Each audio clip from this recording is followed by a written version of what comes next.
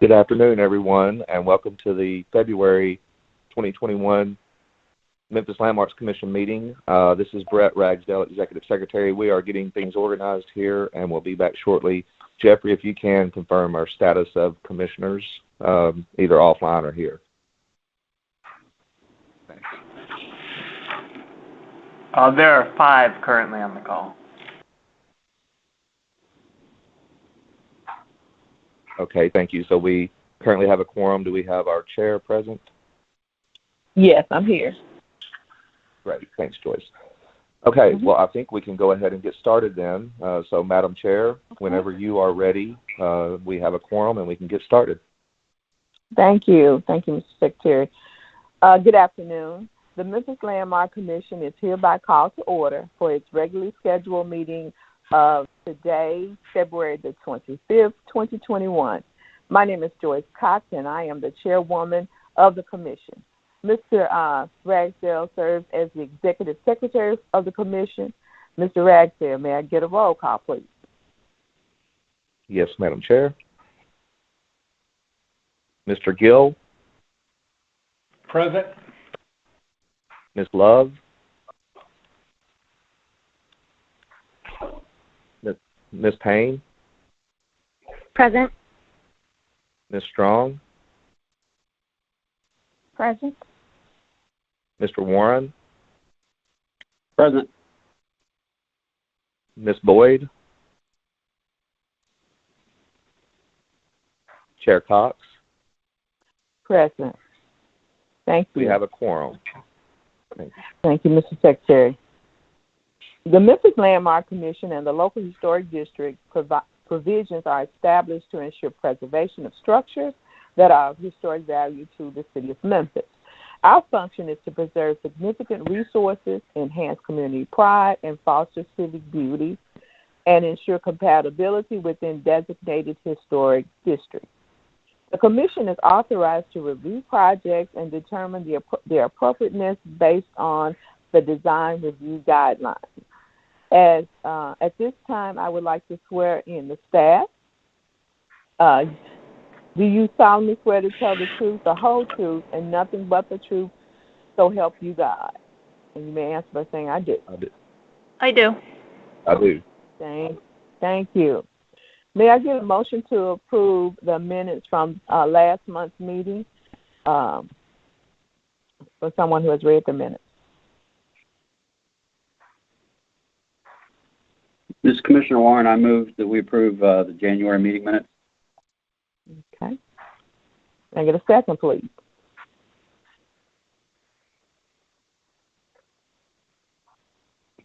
This is Commissioner Payne. I second.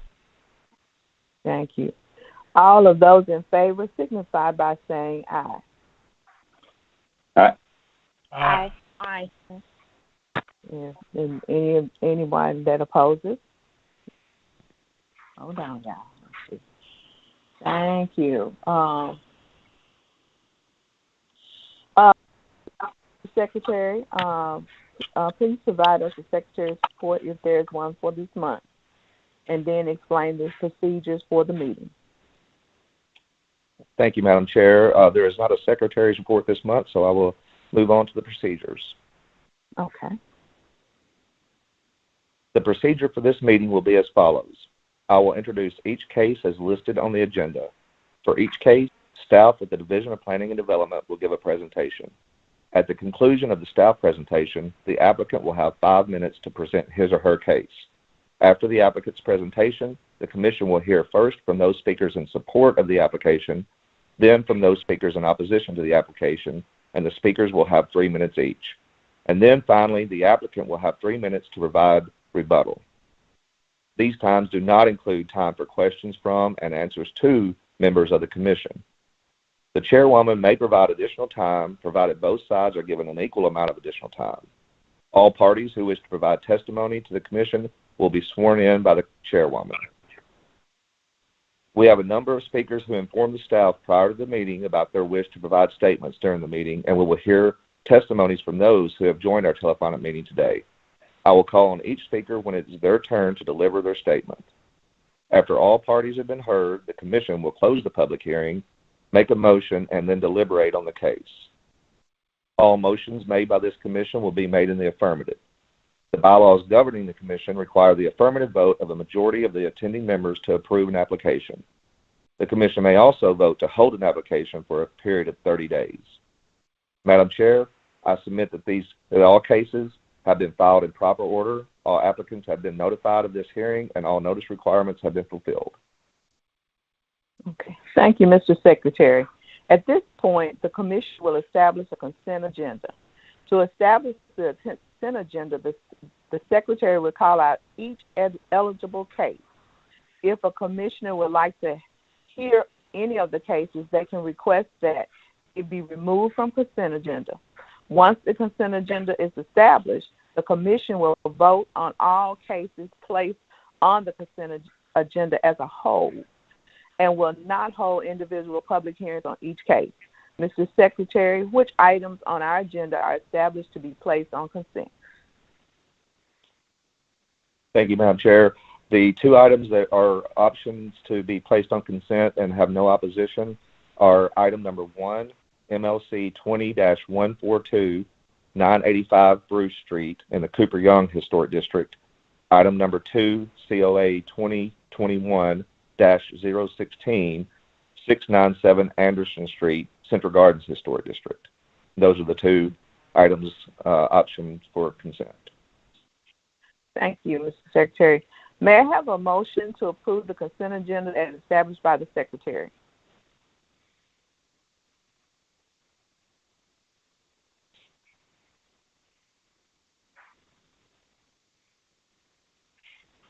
Motion to move forward with the consent agenda. This is Brown Gill.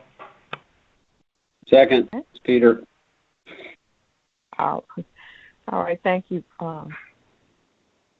And I would like to remind the Commission that by voting on the consent agenda, he or she affirms that he or she has read the staff report and is in full agreement with the conditions. Mr. Secretary, can I get a roll call vote, please? Yes, Madam Chair, and I do want to confirm, I believe that we have Ms. Joyce Selena Love has joined us. Is that correct, Ms. Love? That is correct. Okay, and I want to check to see if Ms. Boyd has joined us as well. Okay, I think that we have our commissioner, so I will proceed with the roll call. Mr. Warren? Yes. Ms. Strong? Yes. Ms. Payne? Yes. Ms. Love? Yes. Mr. Gill? Yes. Chair Cox? Yes. Motion carries. Thank you. Mr. Secretary, at this point, I would like to state that the minor CLA applications as listed on the agenda have been reviewed and approved by the Commission. The Commission will now continue with the regular hearing of the major CLA applications as listed on the agenda. Mr. Secretary, please call the first case on the regular agenda. Yes, Madam Chair. The first case, and I'm getting to it here, is item number 3, COA 2021-020, 1692 Nelson Avenue in the Roswell-Annsdale Historic District.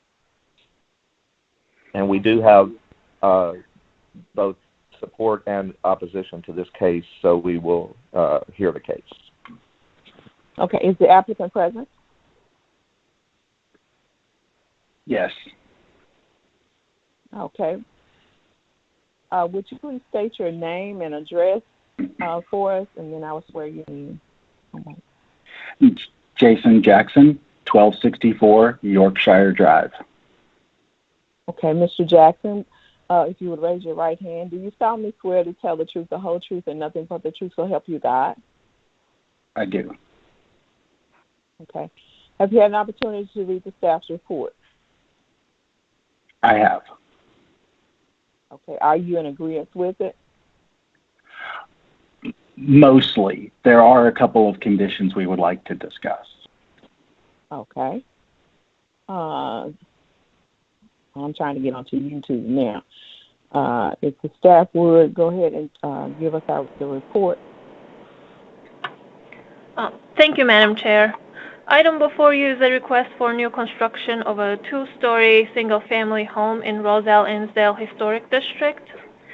Subject property is a plus or minus 7,500 square feet vacant lot on the north side of Nelson Avenue, the block between Roselle and Kyle Streets. Next slide, please. The Google Street View shows the subject lot looking northwest between 2 existing 1-story structures. Next slide, please. Proposed site plan shows the new structure with 30 feet front yard setback, concrete parking pad at the rear right corner of the lot with alley access, and appropriate side yard setbacks. The perspective view on the upper right corner of the YouTube feed shows the proposed structure within the context of 2 existing neighboring structures on each side. Next slide, please. Proposed front elevation shows a partial width side porch, about 22 feet wide and 12 feet deep. Main exterior material is to be cement fiber, board and batten, and asphalt shingles at the roof. And overall height of the structure is to be about 31 feet. Next slide, please. Proposed side elevations show the structure to have 1/1 windows on each side, and the proposed 6 feet tall wooden fence to enclose the side and rear yard. Next slide, please.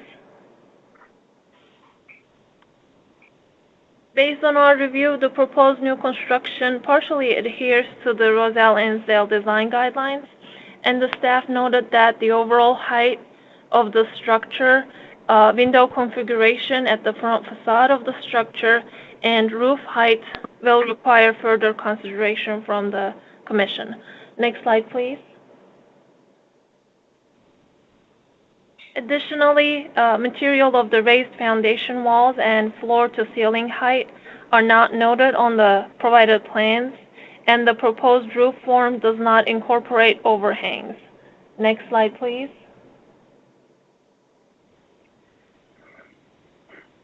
Lastly, proposed main siding material, board and batten, is not very common as a primary exterior material among the original contributing structures in Roswell-Annsdale district. Next slide, please. The staff recommends approval of the COA request with 5 conditions as stated in the staff report, page 11. Next slide, please. As stated in the staff report, page 11. The applicant provided updated elevations on February 19th after the staff report was finalized, which incorporated narrow overhangs and changed the main exterior siding material to 6-inch reveal horizontal cement fiber siding, and the staff is amenable to these changes. This concludes my staff presentation. I'd be happy to answer any questions. Thank you.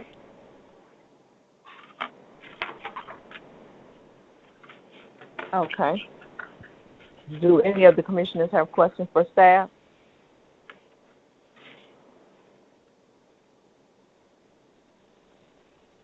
Okay. So, Mr. Jackson, if you would, do you have anything that you would like to share with us after you hear the staff? Yes, I do. A little bit more background, and really this has to do with both cases. You're going to hear another case today too. And I wanted to give a bit of an overview and some background. Really quickly, though, I want to thank AC for helping to put the applications together and for putting all the hard work on the staff report.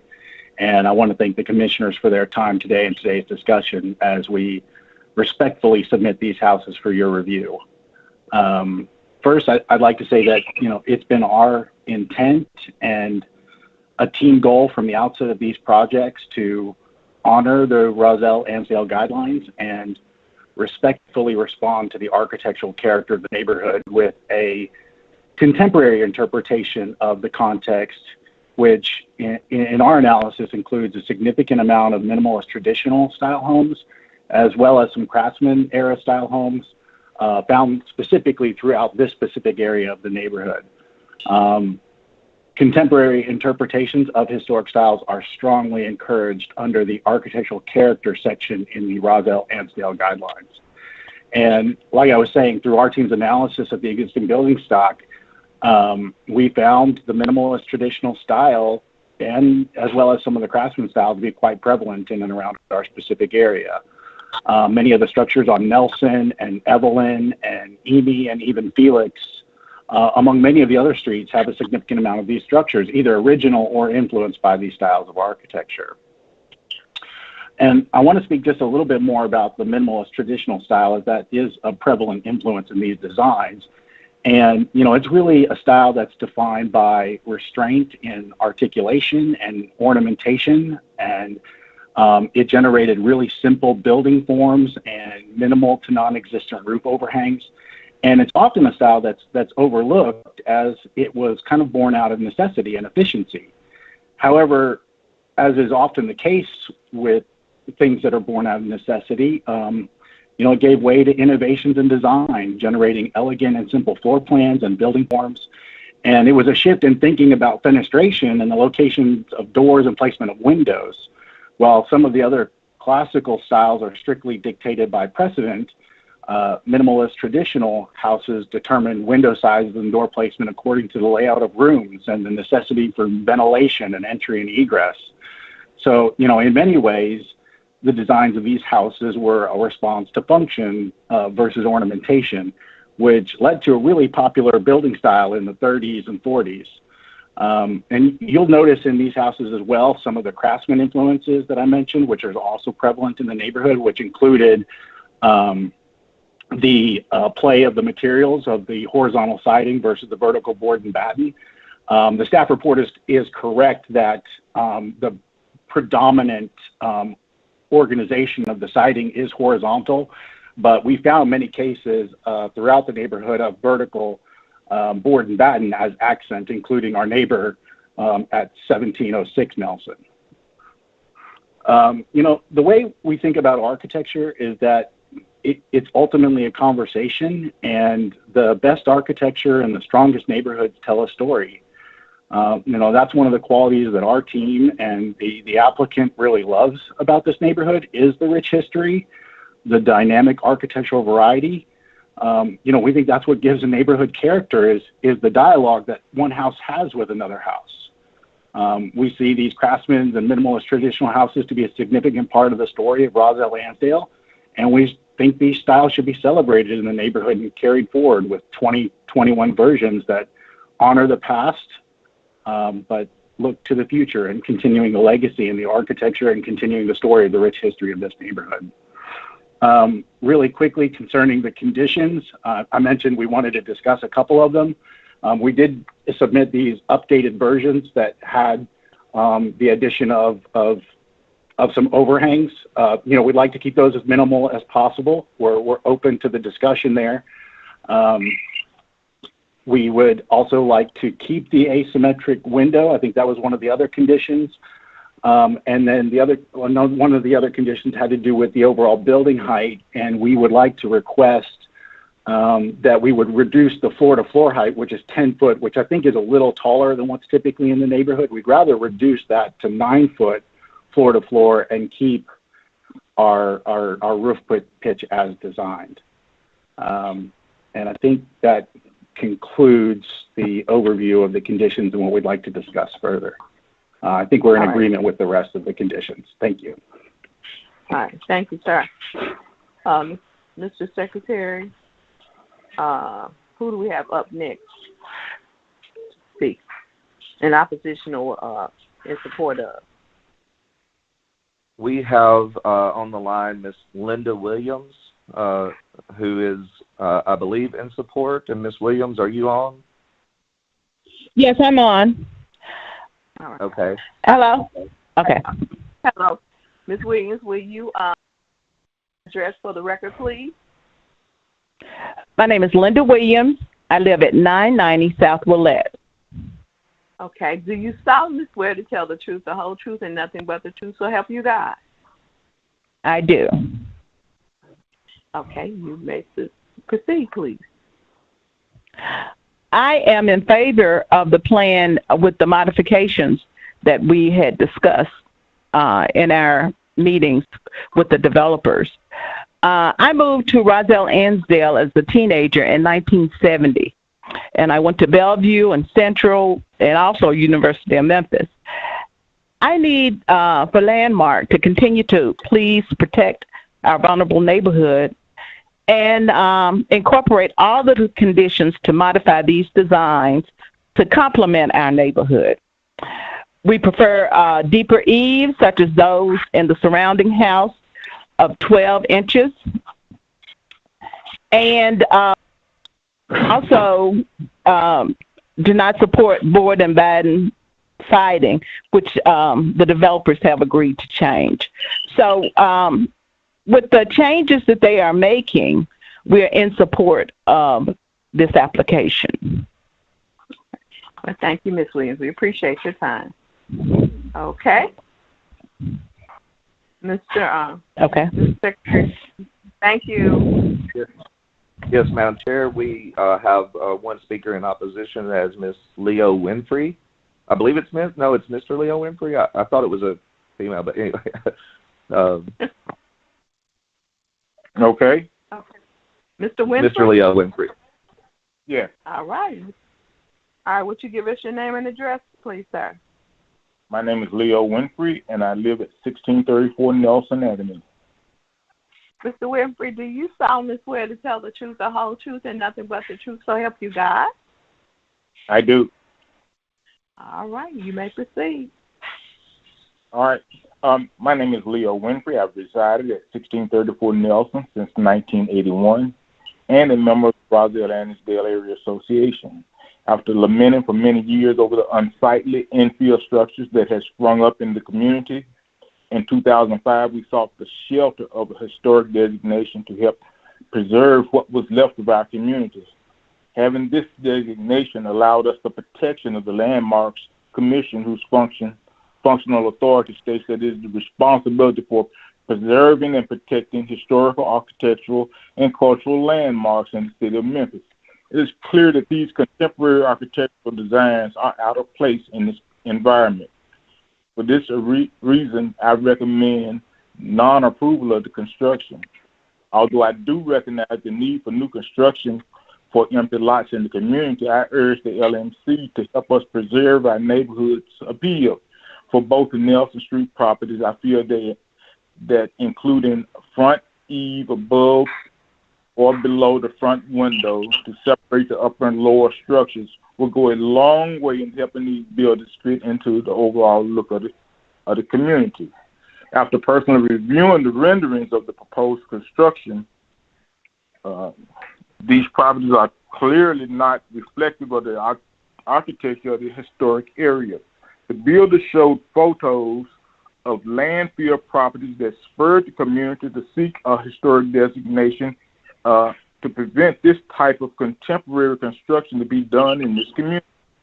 It reflects a desire for fast money turnaround without regard for the desires of the community. And that's my take on the construction. And I really feel that having the eaves, a separation between the upper and lower part of the house would minimize the barn-like look of the structures. All right. Thank you, sir. We appreciate your comment. Okay. The applicant, you do have 3 minutes to rebuttal, and then we will move to commissioners. I'm sorry. Thank you. Yeah, I just want to address the fast money comment. These are in no way houses that are designed or meant to be built or constructed for fast money. These are thoughtful. While we may be working quickly, it's definitely with rigor and intent and thought and care. And some of the things that, I think folks who see these and quickly kind of jump to conclusions, as they may not get into the details of it, but when you pay closer attention and you see that there aren't some of the ornament that was typical of minimal traditional houses, like trim and things of those nature, that's because they've been replaced with a more sophisticated detail, like a miter joint or a condition that allows for more minimal articulation of the corners or the transitions. And those details are actually much more expensive and timely and harder to construct and take more care. So, we are passionate about the architecture. We care about this neighborhood. We are inspired by the architecture and its rich history, and we think these are poetic reflections of that. And thank you. All right. Do any of the commissioners have questions for the applicant before we move to deliberate? This is Commissioner Warren. I saw this project a few weeks ago in our design committee meeting, and I'm curious if the applicant could summarize the changes, and if staff could, it looks like YouTube is showing the updated main elevation. If there are any other drawings that show the changes, could we spend a moment discussing those, maybe with the applicant taking the lead to explain what changed since earlier this month? Okay. Yes, absolutely. I'd be happy to articulate those. I think the biggest and most primary change is the addition of the roof overhangs. Currently in this drawing, they're shown at 6 inches. The request in the staff report conditions is for a 12-inch overhang. The switching of the siding so that the main mass of the house now has the horizontal articulation of the lap siding, and the secondary mass of the house now has the vertical board and batten siding. And then finally, on the primary, on the eastern corner, lower corner of the primary mass. That concludes the main changes.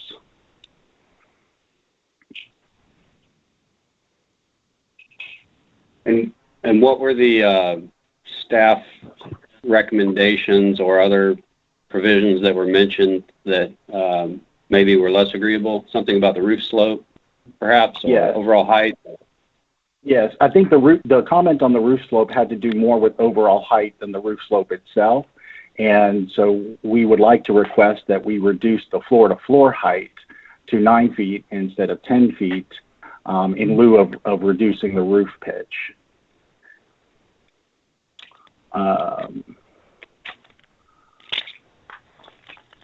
What is the roof pitch in that in the elevation we're looking at? 10 to 12.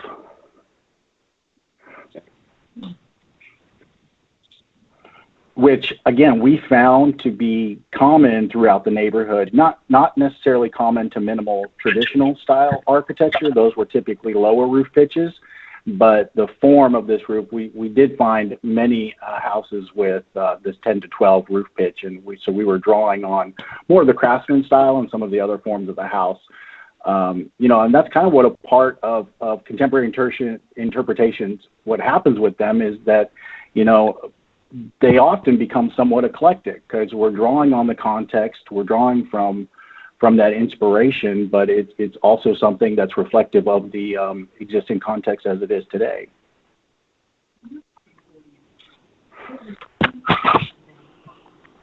Thank you. This is Brown Gill. I'm a big fan of this contemporary architecture.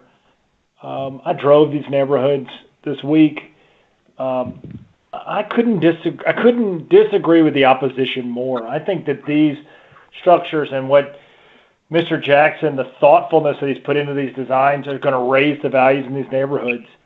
And I'm a big fan of all three of these designs, and I don't mind slight tweaks to them that were made, and I appreciate the applicant making those changes, or just being somewhat flexible. But they also, you don't want to change the overall design too much, so that you get too far away from the original vision. But I'm a big fan of this architecture, which I know is going to upset a lot of those neighbors. But yeah, so I think very good work on the applicant's part and the designer's part.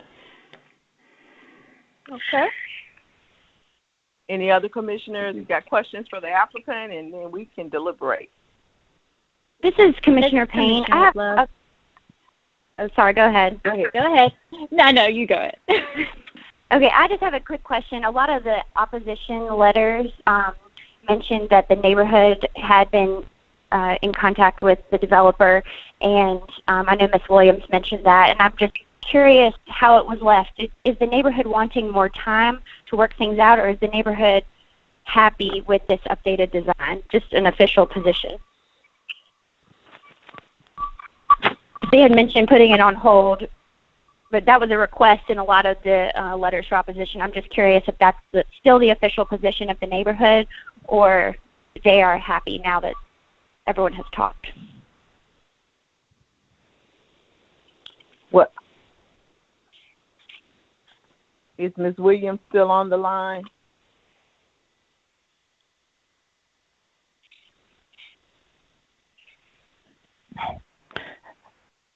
We enjoyed our meeting and the coming of minds with the developers. We did ask for the horizontal siding, for there not to be any vertical siding. And we were under the impression that that was going to happen. So the property on Evelyn, we really need that one to be put on hold. So that was the consensus of the board. Okay, thank you. All right, this is Commissioner Love, and I just wanted to have a little bit of clarification about the front yard setback. I know that's one of the recommendations is that this particular building would actually fall in that and not necessarily as part of that front porch, which appears to be also within, and I think on your notes it stated, looking at these, let's see, contextual infill setback. Does that fall within it with the house proper itself within the setback currently? It seems to be that way when I'm looking at the pictures, but I just wanted to see if there was confirmation that that was already something that was taken into consideration and implemented.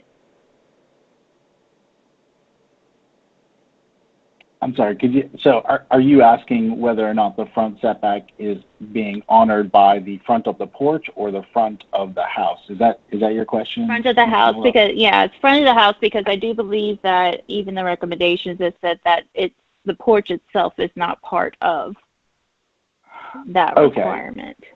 And I think that was just a miss on our part in interpreting the guidelines, and I think we had heard in our discussion on site with Miss Emily Bishop that it should be the front of the porch, but we are amenable to making that front offset, what that needs to be to meet the guidelines.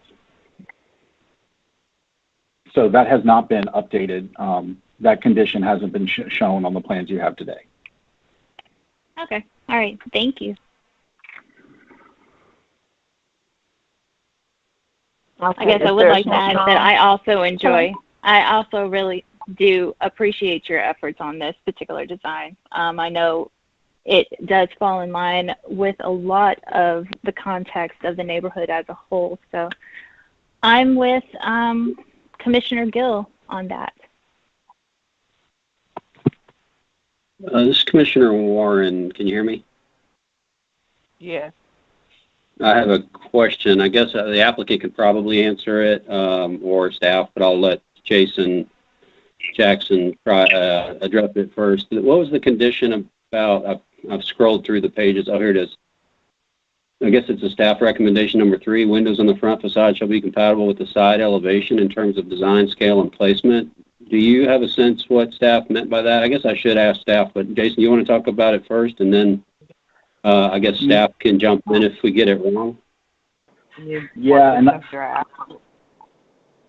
I may get it wrong as well, but my understanding is that because we have essentially a corner window, which is front facing and side facing, and I believe that condition is referencing that corner window. But I have that question because I would appreciate clarification there as well. This is Aisha Tazat, as the staff planner for this case. Mr. Jackson, you're actually right about the condition number 3 about the window. Well, the reason why we put this condition, to be honest, is for the commission to deliberate more on the windows of the front facade, not necessarily because we really think that it's not contextual in this case.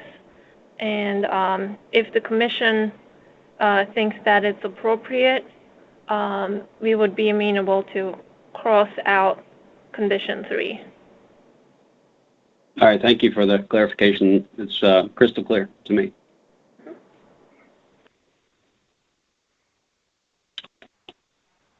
Okay, can I get a motion? Sure. For the purposes of discussion, I move that we approve case MLC 2021-020.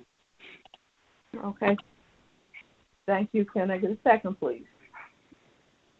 Second. All right. Open for discussion.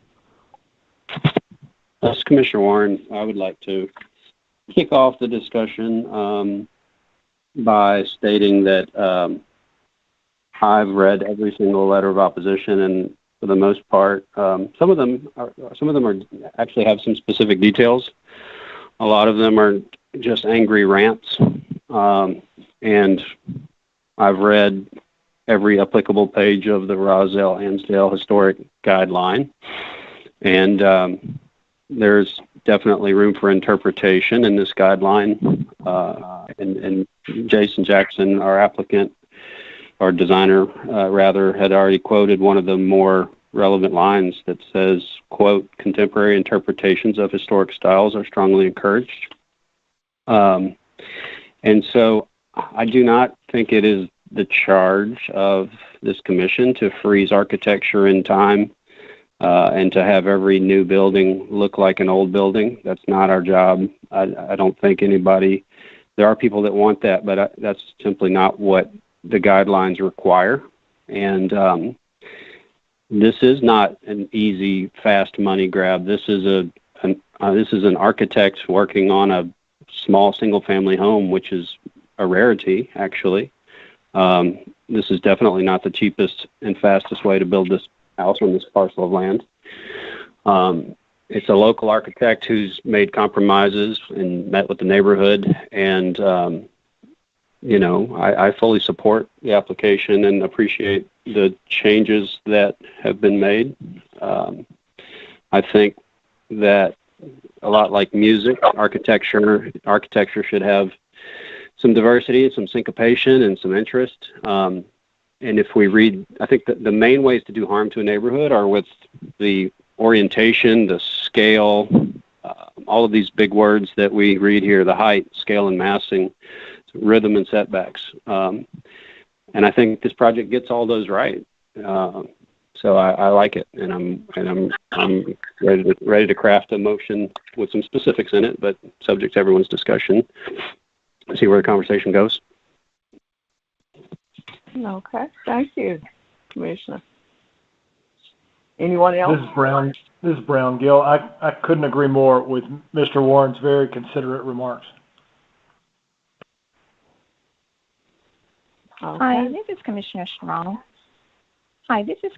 Strong, and I'm glad we're at the portion where we can discuss this. I would like to say that the staff report for 1692 Nelson, it was quite striking. Under new construction and additions, this is pages 5 through 7. Design characteristics for new construction residential. Under height, no. Overall height is proposed structure from grade to top of ridge or roof, which is why we have condition number 2 about the roof slope should be lowered to decrease the overall height of the structure. Under proportion and rhythm of openings. And again, these are all categories from the design guidelines. Maybe it adheres to the design guidelines. And this is dealing with the proposed windows on the side elevations and whether it's consistent in scale and rhythm, which is why we have condition number 3. Roof slope, again, maybe it adheres to the design guidelines. Maybe the roof slope is compatible with the roof of existing buildings. However, it's higher than what is traditionally seen in the neighborhood. Foundations, maybe the material.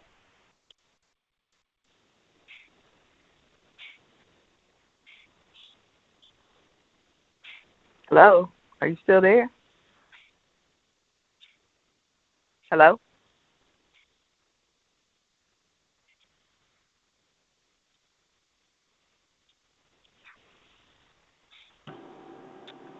Jeffrey, Hello? do you still show Commissioner Strong Hello? on the line? Can you hear me? Yeah. Okay. Thank you. Call was coming through. Maybe overall mass scale of proposed structures compatible with the existing structures in terms, I'm not going to read through all of that. Roof, dormers, and E-depths, which we've heard from the association and from the speaker in opposition. Maybe, again, another maybe, the proposed roof style is front-facing, the gable, roof pitch, etc. Floor to ceiling height should be maintained for new construction. Maybe the floor to ceiling height.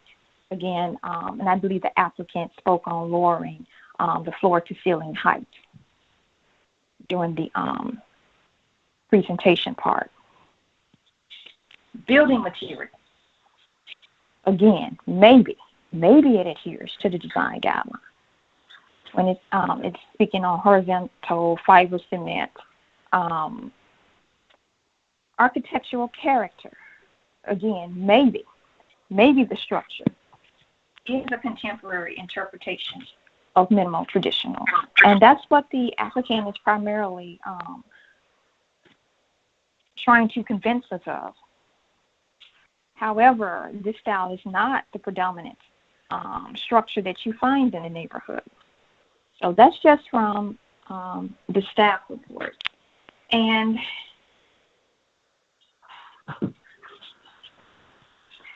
what I would like to say, the Landmarks Commission, yes, it was created in 1976, and yes, we're in the year 2021. But we're supposed to advocate for historic preservation and a distinctiveness of Memphis neighborhoods. And I think a lot of times when we receive applications, and I think a lot of times there's an attempt to convince us that all neighborhoods are the same or that they don't have their own distinctiveness. And Nelson Avenue Yes, it's a local street, but it begins at Rowland Street in the Roswell-Annsdale neighborhood.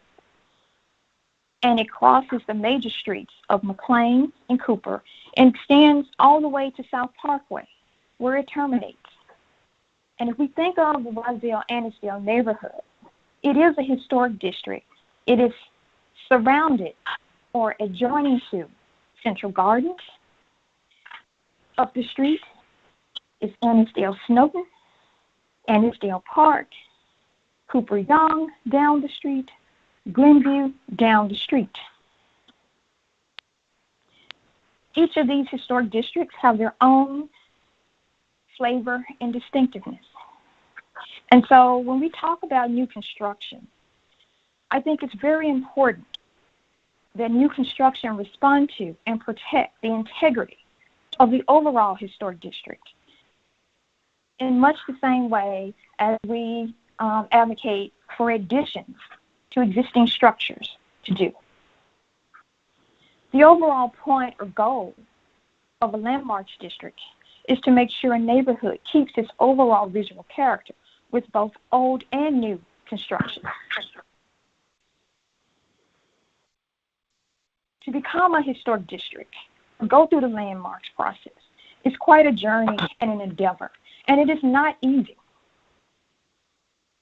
In designation as historic district, people take the time, energy, effort, and money to become one so that they can ensure that the block or neighborhood and surrounding vicinity keeps its quality as a whole and still feels like and maintains that sense of place. Too often, the current investment cycle, which is what I believe the speaker in opposition was referring to when he talked about, when he used the phrase about fast money. And since there was a point to make it a limited interpretation of what the speaker was actually saying, that resident who's lived there for a long time, these buildings, they're not going to be the price of what's existing on the street.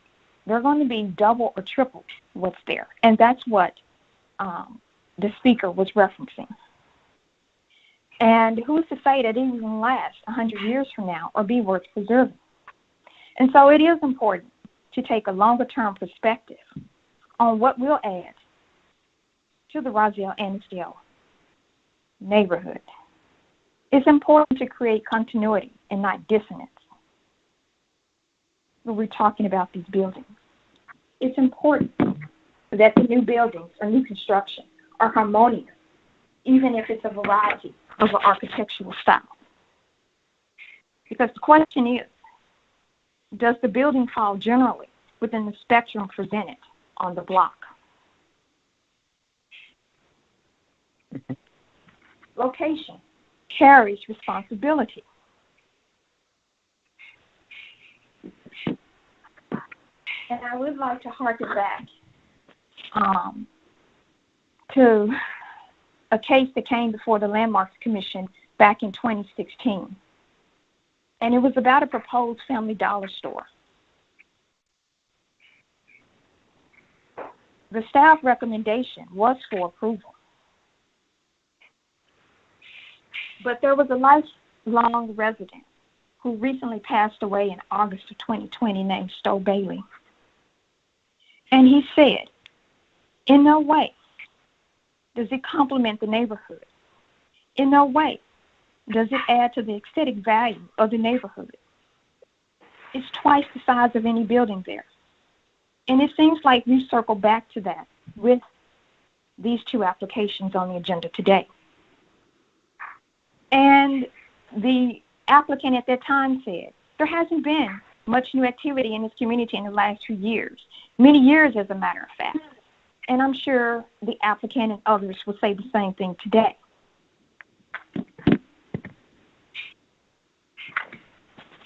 But the landmarks body at that time voted no. And Commission member Rob Norcross who recently rolled off the Landmarks Commission, was among the board members back then voting against the application. Allowing a larger structure in the area that is already struggling to preserve its historic housing stock would only make the problems worse. Keith Case, who was a member back then, voted against it as well.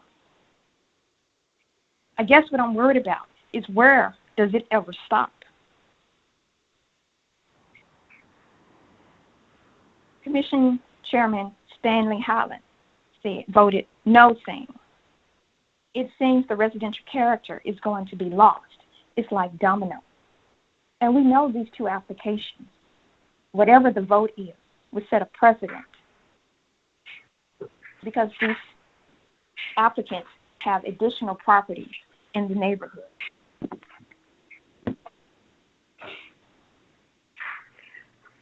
Okay. Let me say this to Commissioner Strong, because I was also on the commission at that time, and I think the most contributing factor to why the no vote was also the location of where that dollar store was going to be placed. And I think that was really the strongest part of why we voted no.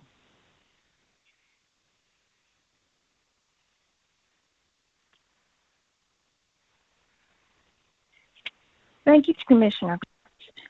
I would also like to say that I think it's important as well that first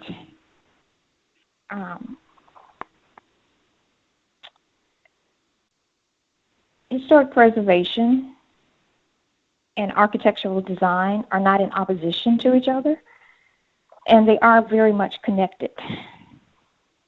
Mm-hmm. But it's also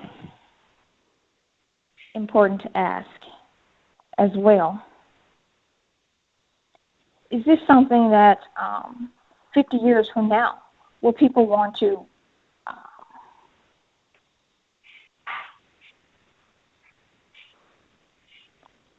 spend the expense of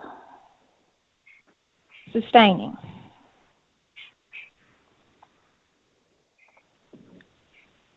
You know, context is important. Exactly. And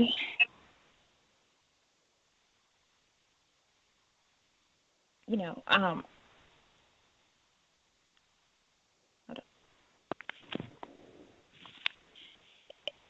there are a lot of we see applications come through, you know, with vacant lots in historic areas, whether it's Cooper Young or Speedway Terrace or Roselle, Innsdale.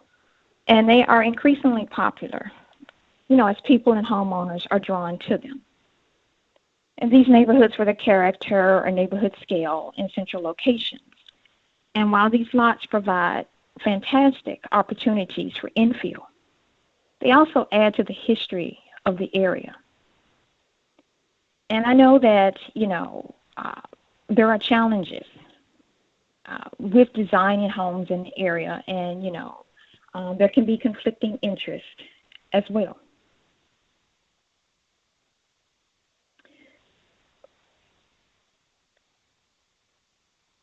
But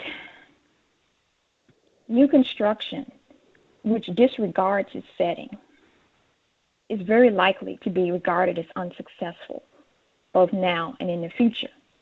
And there are examples of this disregarding its settings, whether it's 2112 Jefferson, 2115 Jefferson, 1247 Snowden, or 1438 Tutwiler. And in this case, 1692 Nelson, and the next application after this. You know, fine, if you don't want to talk about style, let's talk about subversion. All of the property addresses I mentioned, whether they've been referenced as Noah's Ark, or a lake house, or a modern barn, or contemporary structure, are subverting the historic districts in neighborhoods they currently exist in. I think it's very unfair to the historic districts when something like that is purposely disruptive and contradicts the existing character and context. You know, there should be harmony between the new and the old. I want to point out several of those addresses are not in historic districts, and I'd like to. And that's why I said neighborhood. Mm-hmm. Okay. But they are not all in historic districts, and that's why I said historic districts and neighborhoods. Okay. I would also like to say, you know, it's important to maintain the spirit and character, look, and feel of historic districts. And these are aesthetic contradictions. And it's, you know, the visual component is why landmarks districts are important. You know, following the form of the neighborhood homes, considering the neighborhood portions, you know, purposely connecting to adjacent neighbors. This is not a momentary shift. You know, this could be a permanent disorientation or rupture, and a permanent, you know, constructing new buildings whose scale and character sharply contrast and clash with neighborhood scale and character. That's not something we should, you know, vote for. Okay. And if we say, you know, people or neighborhoods, you know, if they feel like we don't have much to say in the look and feel of our neighborhoods, that's not true. They do. It's the reason for, or it's called a zoning overlay. The resource are the design guidelines of the neighborhood. The point or purpose of design review meetings, where only minimal traditional was mentioned when we discussed it in the design review meeting. But for the hearing, public hearing, we're now hearing craftsmen was an influence, which is new, fine. And also the Memphis Landmarks Commission, where we are today, where we can discuss the impact of the design upon the neighborhood and the context. When there is no sensitivity to the location or the overall neighborhood, that's sad to see. When there is that weird juxtaposition between, you know, the historic district that's in place and these unique, you know, and compatible and harmonious structures, that's sad to see.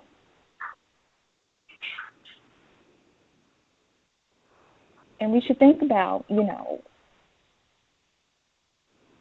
when people or homeowners, you know, who want to stay in their community. And that's what the speaker in opposition was referring to. He wants to stay in his community. But let's be frank, you know, more than likely people will be priced out. And there shouldn't be this, from this contemporary structure, this sense of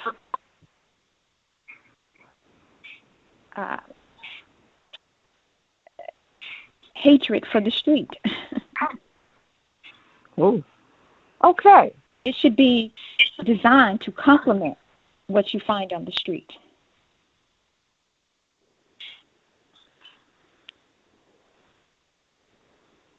And I would like to say, and what I mean by that, you know, when we think of the brutality of urban renewal and architecture in the 60s, and this ties into modernism or contemporary immaturities, mistakes, and downright social abuses, we should learn those lessons from the 50s and 60s that taught us, you know, not to embrace change uncritically with total disrespect for what's existing or in place. You know, everyone in modern society has to live with the built environment.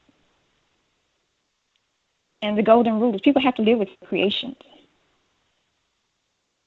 And architectural compatibility covers more than just how a building looks, but it also covers the experience, sense of place, what it stands for, and how it's put together. Is it forced on the neighborhood? If you don't accept this, you're not going to get anything differently. I'm presenting this to you as minimum traditional when it's the least common architectural style you find in the neighborhood. You're not going to get anything else. I'm not going to get inspiration from anything else. And this is not, this is not something that's reversible. It sets a precedent.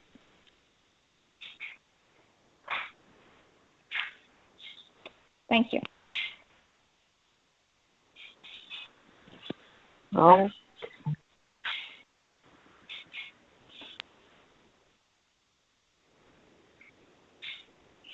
Okay.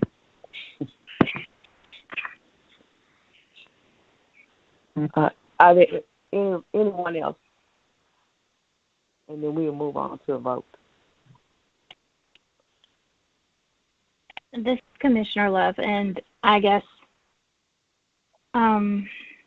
taking in Commissioner Strong's obvious disapproval of this particular application and her kind of going by the summary that staff has provided us, and the fact that it is telling in her estimation that there's a no as to the height and there's a maybes on some of these items, I see it from a different standpoint. The fact that these maybes actually show that there was contextual reasonings for you not to say no to this particular style. And many of those maybes are actually because a particular item was not actually specified as to maybe the foundation is the correct height or is the correct material because it was not noted. Maybe this is a particular item because it's not noted, and it's not a negating of the fact that this particular building is not in context to the neighborhood. The fact is that these buildings do exist in the neighborhood, and to show that there's more context to it actually ties it even more so to the neighborhood as a whole, instead of it just being one attempt to make one only style to be the only thing that is reflected in a particular street or in a neighborhood alone, where it stands out more so as being a sore thumb versus it actually becoming an integrated portion of your neighborhood. So to me, it's the tellingness of this particular language that actually feels that the staff considers this particular application to be contextually appropriate, because there should have been more no's if it was not. So that's another take as to what I see when reading this staff report.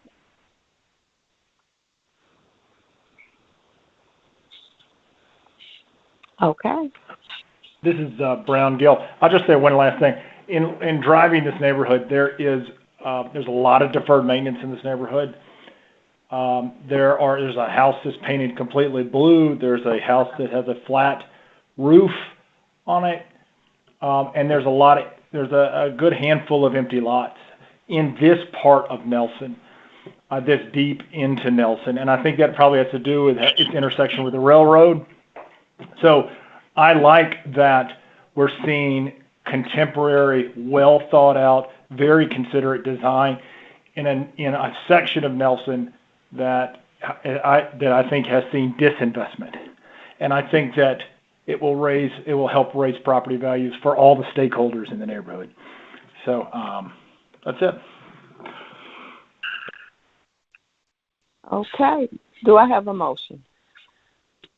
Could I say one more thing? This is Commissioner Strong. Again, going back to design guidelines and what was in the staff report, under new construction and additions, under general principles, more weight shall be given to compatibility with existing buildings, which are products of the original and predominant period of construction on the street, as opposed to existing buildings constructed as infill development after the original period of construction but prior to the designation of this district. as a historic conservation district. Could you read that again? And what is the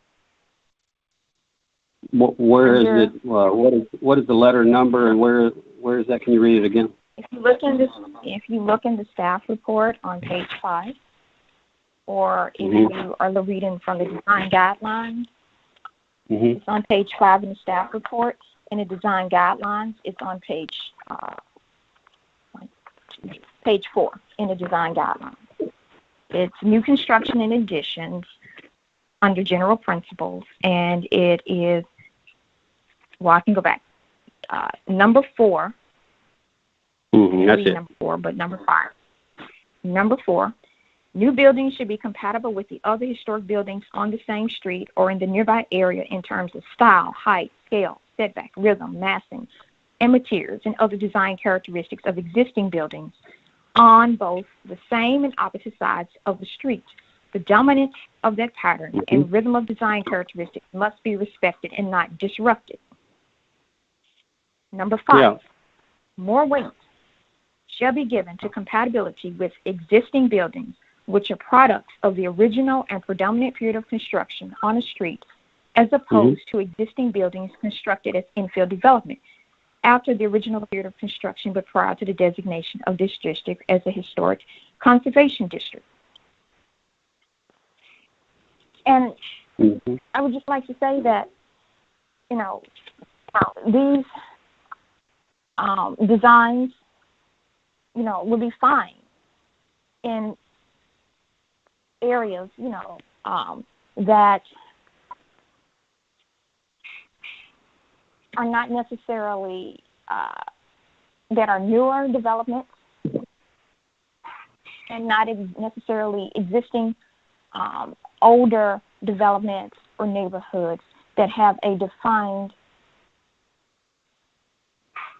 predominant or common style, theme, or architectural style or setting. These designs will be fine.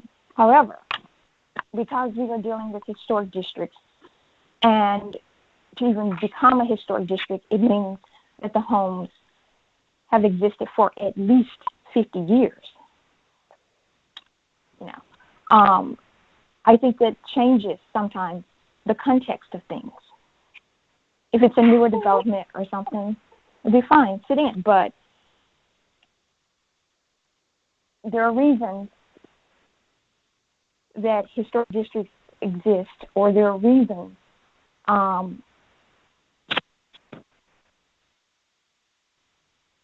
trying to make sure stuff stays harmonious. I think that's what we're debating. And I would urge compatibility and harmony. I mean, I think that's the beauty of the maybe. I mean, that's where the fun is and where the possibility is. And when there's a maybe that we think is a no, we'll all, the vote will say no. I don't believe that each case sets some kind of precedent. I also don't think that we as a commission need to spend much time talking about real estate and developers or construction costs, or those are very real issues in terms of gentrification, but they're not our charge, and they're not in the guidelines. And neither is a prohibition on modern architecture. And so I think the beauty of this process is that every case, and we have another one to do after this one, will be to discuss the merits of an individual design. And I enjoy seeing one-off designs that are not lifted from a plan book. I think it's entirely acceptable and appropriate to be able to drive down the street and glance over your shoulder and notice that a house was built, after 1960 or after 1940.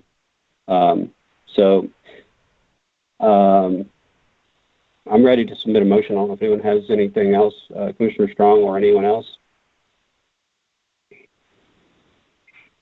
Yes, and I actually look forward to the neighborhoods that were built after 1950, becoming landmark districts. Okay. Good discussion. Let's please give us a motion. Okay, this is Commissioner Warren. I move that we approve case 2021-020, subject to the following conditions. Original staff recommendation number 1 regarding setback. I would like to amend staff recommendation number 2 to provide a 6-inch overhang and to allow I believe it was a 9 and 12 or possibly a 10 and 12 roof slope as originally illustrated. However, I would like to reduce the overall height of the building by a minimum of 2 feet by removing 1 foot of height from each floor, taking the heights down to 9 feet. I would like to strike recommendation number 3, and I would keep recommendations number 4 and 5 as written. Can I get a second, please? This is Commissioner Love. I second it. All right. Mr. Secretary, would you give us a roll call vote, please?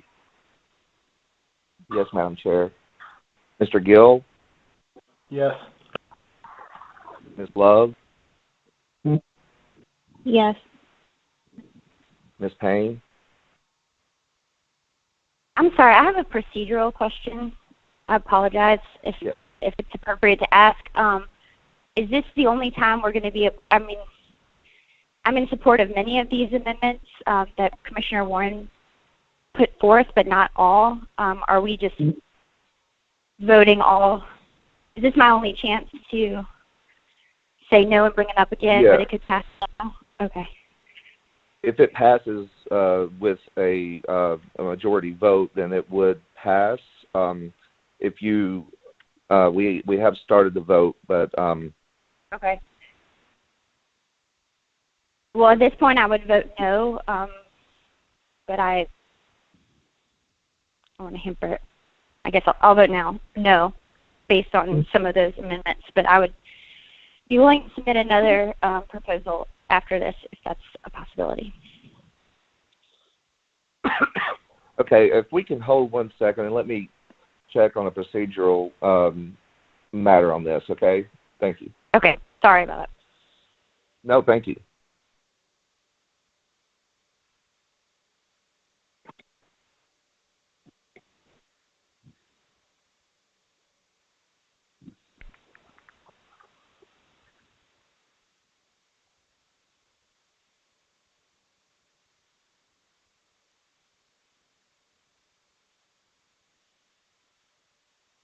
While Brett sorts that out, I'll say I think I could do a better job putting the conditions out for discussion.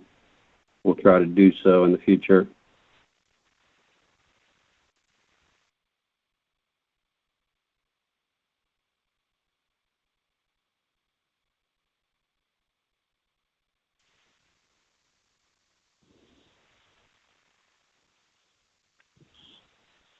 Hello? Hello? Hello? Yes. Josh? Oh.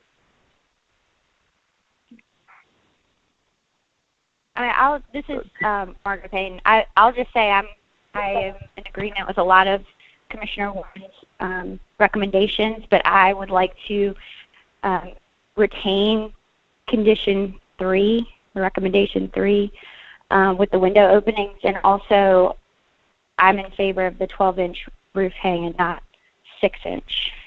But those would be, I would agree to that proposal, but I realize that I may have missed my chance. So.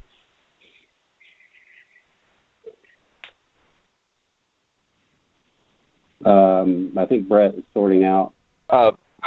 Excuse me, if I could, if we can hold on any discussion until I get this sorted out, I would appreciate it. I'm almost there, so I'll be right back with you. So if we can just hold any discussion, and then I'll get back to you. Thank you.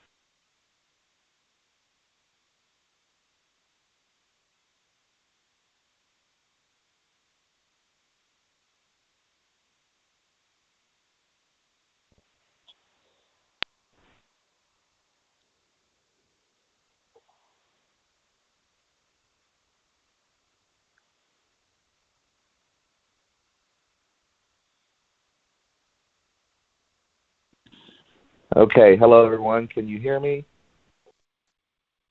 Yes. Yes.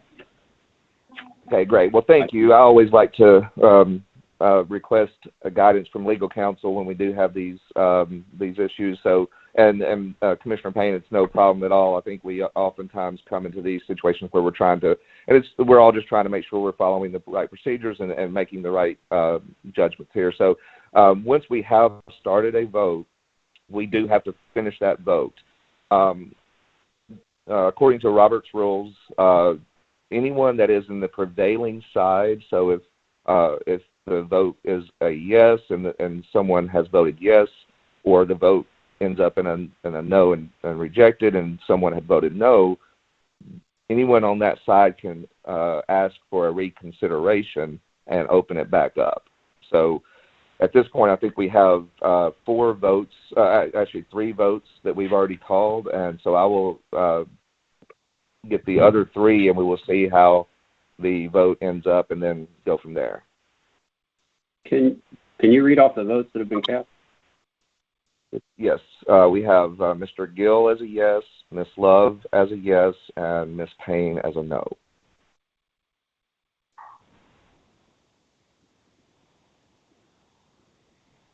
All right, so Madam Chair, I will continue with the roll call if that's okay. Thank you. Okay, Ms. Strong? No. Mr. Warren? Yes. Chair Cox? Yes. 4 ayes and 2 noes. Motion carries. So, as I said, the motion can carry if any of the commissioners who voted yes would like to, for any reconsideration, then it can be opened back up or we can move to the next case. With respect to Commissioner Payne, I would open it for consideration of her thoughts on those conditions. We're breaking new ground here. We are, and so I appreciate the patience with me trying to figure it out as well. But so I think that with that, Madam Chair, we can open it back up for discussion among the commissioners for that motion for the striking condition number 3. Ms. Payne has comments on that. That's fine. Are we having a discussion on that? Yes. My issue with that request is that I don't find condition number 3 to be specifically actionable. It doesn't prohibit the window. It doesn't change it. It doesn't. It's a topic for discussion without a specific. I guess the question would be for Commissioner Payne, what your thoughts are on that. In contrast with your point about the roof overhang, that's a very specific and somewhat minor point, but certainly amenable to that. This is Mark Payne. Can y'all hear me? Yes. Hello? Yes. Okay, yes. Thank you. Okay, I apologize, but I'm getting used to this. My concern with getting rid of some of these conditions is that they reflect cooperation between the neighborhood and the architect that I thought was very thoughtful and came to some very good points with the staff's help to make this more contextual to the block. And my concern when I first saw these designs, I'm a big fan of the massing and the scale and the overall. I think with the material changes and some of these little tweaks, I think it is a really thoughtful contemporary design for a historic neighborhood, but I think these small tweaks make all the difference. I think the material change is wonderful, and the roof overhang will go a long way. And I also feel strongly that, this block, I echo a lot of what Commissioner Strong was saying about, the application is very thoughtful in its discussion of minimal traditional architecture, which is definitely in the neighborhood, but not particularly on that block or in that section of the neighborhood. I think it's far more Queen Anne and Craftsman, and a lot of those window openings are the predominant architecture architectural features of those homes with centered openings on the structure. And I think that the neighbors and the neighborhood representatives were also very clear in wanting those openings to reflect a more traditional approach as to the guidelines. So that's why I'd like that maintained. I agree that that's very open-ended, Commissioner Warren, and I guess I'm toggling back between the design that I'm seeing today and the design that I reviewed earlier this week for the window openings. But I think it's important. I think especially with this dressed-down style of architecture, the openings are the main feature, and some sort of nod to the historic context around them is important to keep in there. And then going back to the roof overhang, that was my other problem. I think that the 12-inch overhang reflects the context of the neighborhood and the wishes of the neighbors. And I would like that maintained in order for me to vote yes on the application. And I really appreciate y'all giving me time to discuss my thoughts on this, and I apologize that I missed the right opportunity.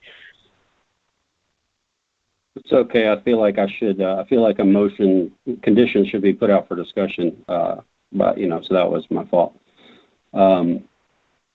I guess I still don't follow on the windows. I do see a change from what we saw earlier. I believe I do anyway. The main facade, one with horizontal siding, that portion of the building is completely symmetrical. I actually think there's a lot of simplicity and restraint to this project. So, I mean, I'm personally in favor of the windows where they are, and I do feel like the roof overhangs could be finessed to be a nice compromise. I guess the question is what's next and whose motion is going to be submitted, and we're going to vote on it.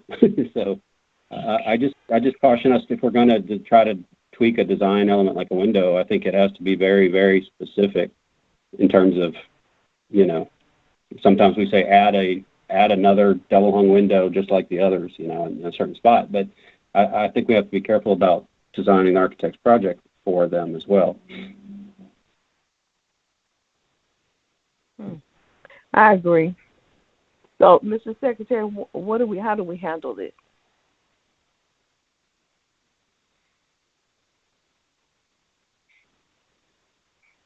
Hello? I apologize. I was on mute. Yes, we need another motion and second with whatever conditions are applied to that, and then any discussion on those, and then we can have a vote on that. Okay.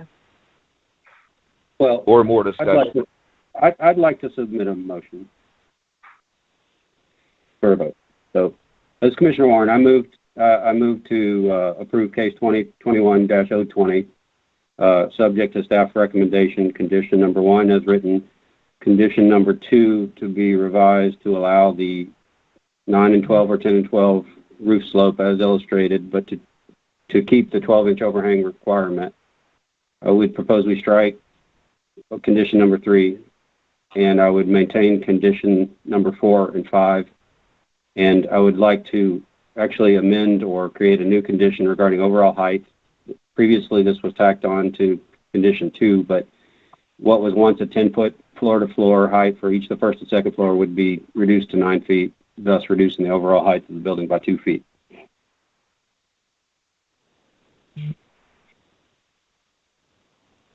Will someone second, please? This is Commissioner Love. I'd like to second. All right. Mr. Secretary, can we get a roll call vote, please? Yes, Madam Chair. Mr. Gill? Yes. Ms. Love? Yes. Ms. Payne? Yes. Ms. Strong?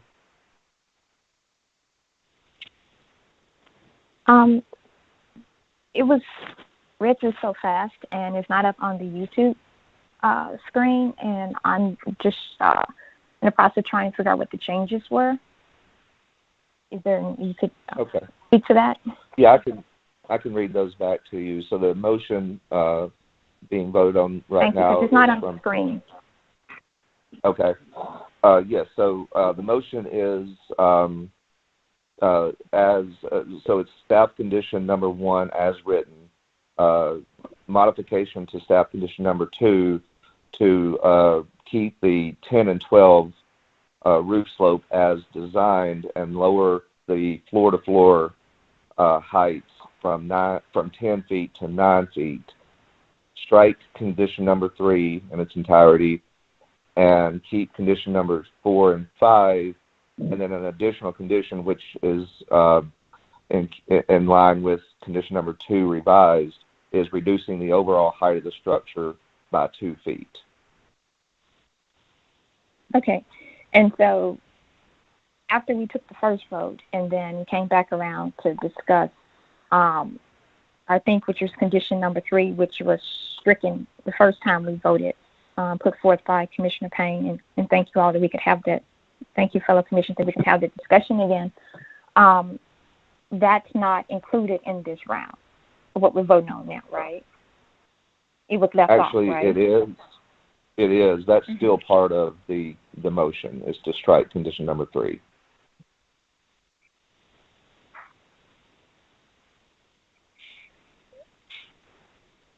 Okay, because it was stricken the first time, and so I thought this time we were discussing this, but I'm asking, was Right, it added or was it left off?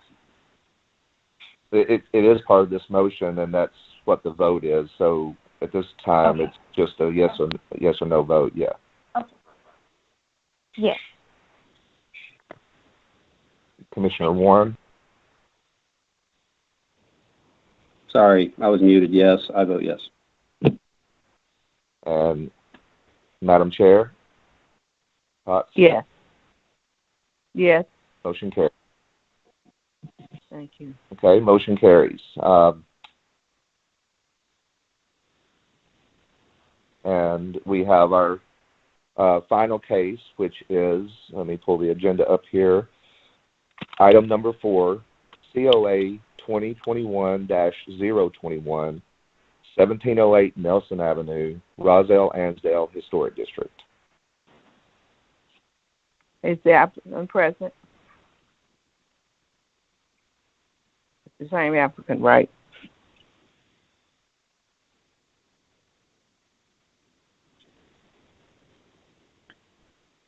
Sorry, I was muted. Yes, I'm here.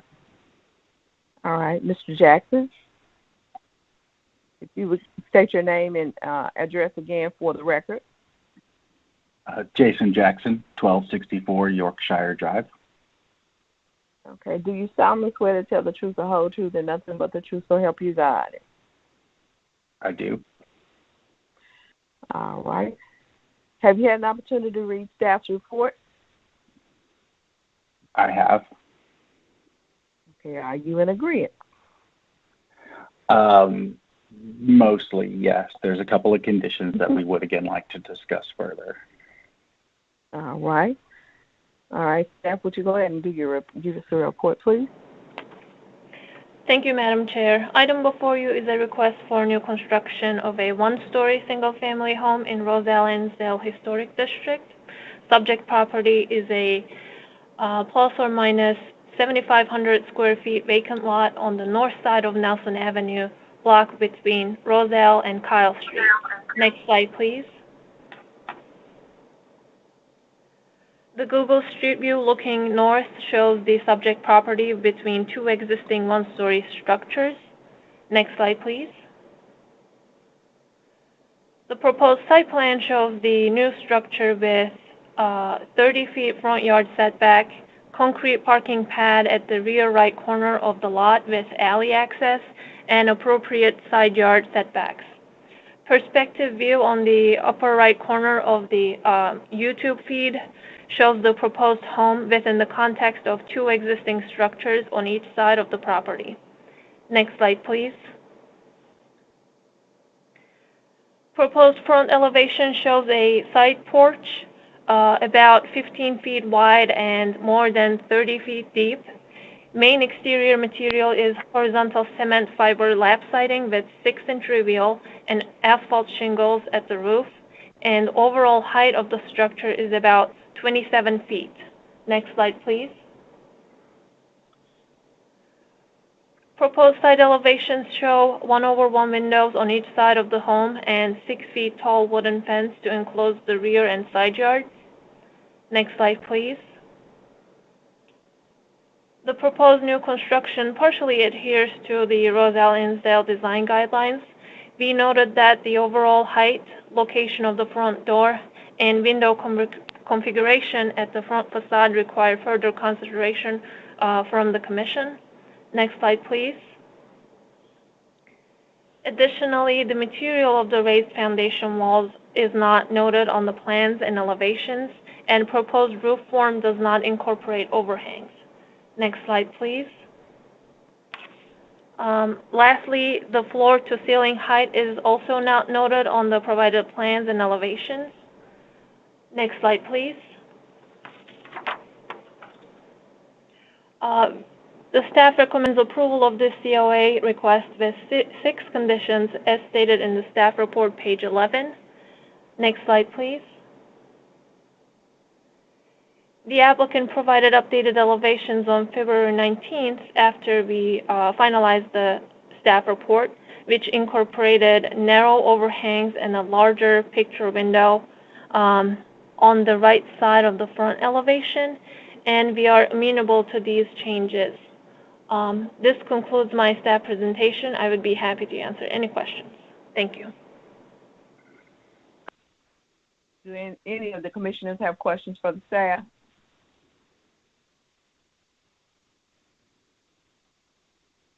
Could staff summarize the changes that were made since the design was seen at the beginning of the month?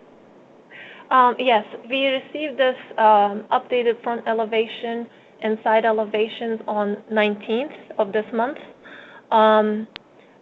These changes incorporated narrow overhangs, which the original design did not have any overhangs for the roof configuration. And if you can see the YouTube feed, we can see the front elevation, and there is a large picture window slightly to the right of the front elevation, right next to the door.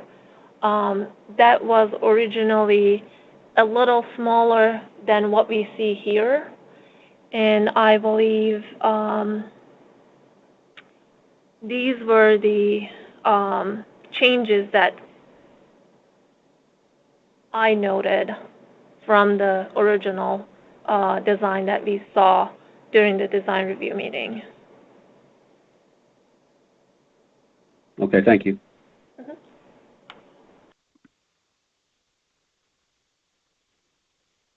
Any other questions? Okay. Applicant, Mr. Jackson, you do have 3 minutes to rebuttal, or, you know. Okay. Madam Chair, Madam Chair, excuse me. Yeah, this is I know we've been on here a while, but this is the presentation of the applicant at this point. So they have their 5 minutes if they need it. So just to clarify. Okay.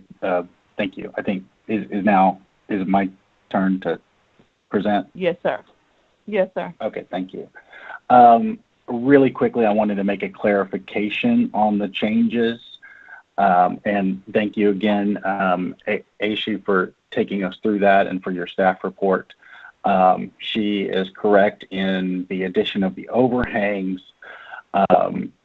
And I wanted to articulate that there has been a change to the structure of the porch. There was some concerns in our design review meeting earlier this month that the expressed rafters and the asymmetric composition or cantilever of those rafters oriented the house more towards the side instead of more towards the front. And so we have altered, and so what you're seeing is the column location has been moved out to the edge of the porch in this condition, framing that porch out more towards the front. And then in terms of the picture window, and I probably need to represent this a little bit better, and I will in our final submission, but there was a concern from the Roswell-Annsdale Executive Board about the distance the front door was from the front of the house. Oh, I'm sorry. Yeah. You leave it open. I'm sorry, what was that? You can go. You can proceed. I'm sorry. Okay. Maybe I was breaking up there.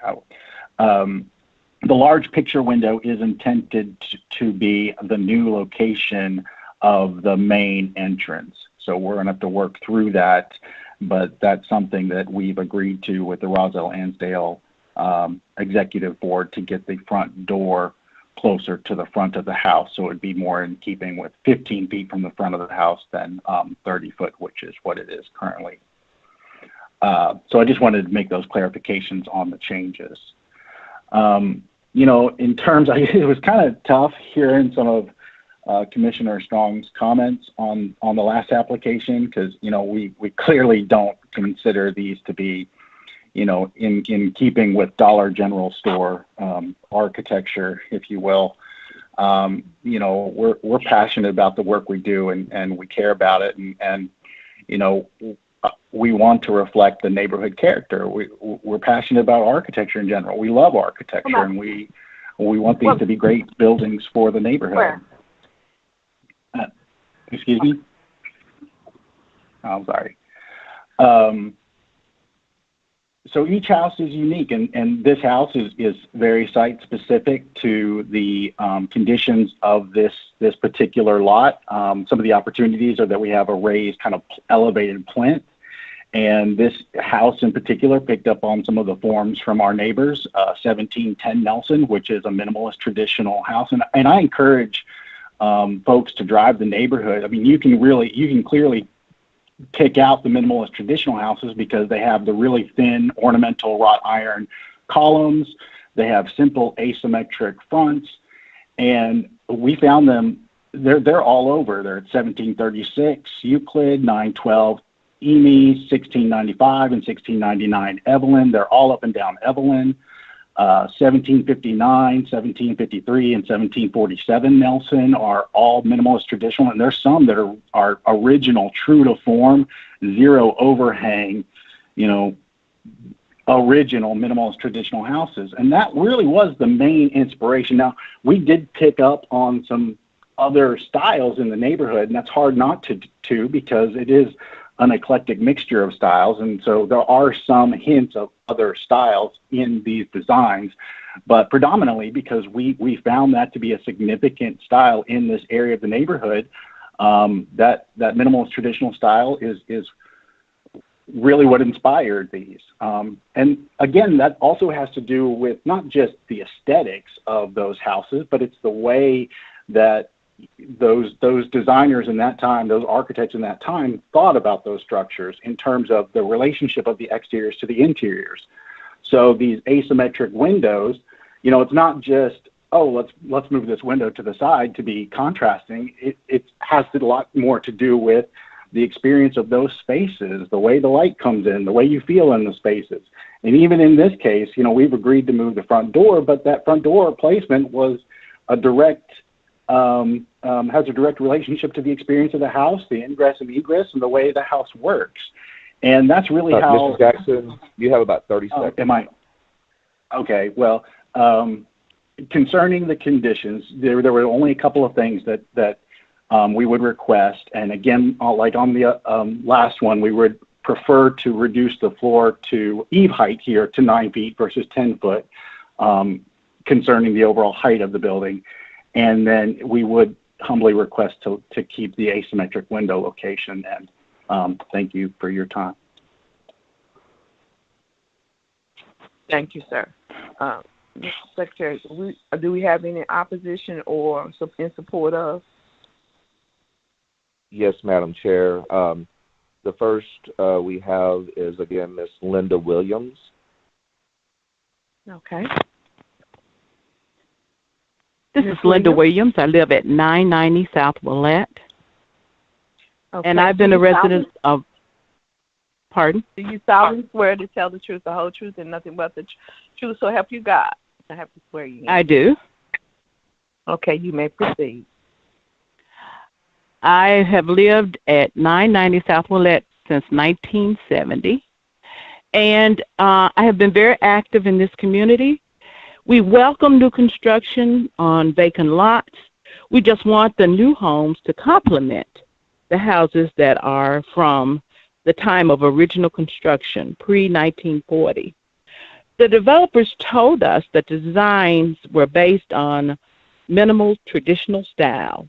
We were shown photos of infills from the 60s, the 70s, as examples of inspiration that they used for their designs. Prohibiting infills like these were the primary reasons that the neighborhood association applied for the landmark protection. Per the staff's report, minimal tradition is not the predominant style among the original construction of Roswell-Annsdale. Saying this, when we met, we suggested some improvements that will make these homes more compatible with the neighborhood and to just try to address some of the issues that our neighbors had come to us with. This house seemed to be sideways. It was very jarring to our neighbors, to the people that were around it. And we suggested that they change the door because the front door was recessed 15 feet from the front of the house. And the only other house that had a similar recessed front door is at 1707 Nelson.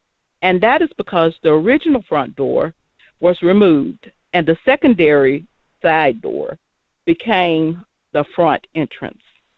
This is another example of what landmark is supposed to prohibit.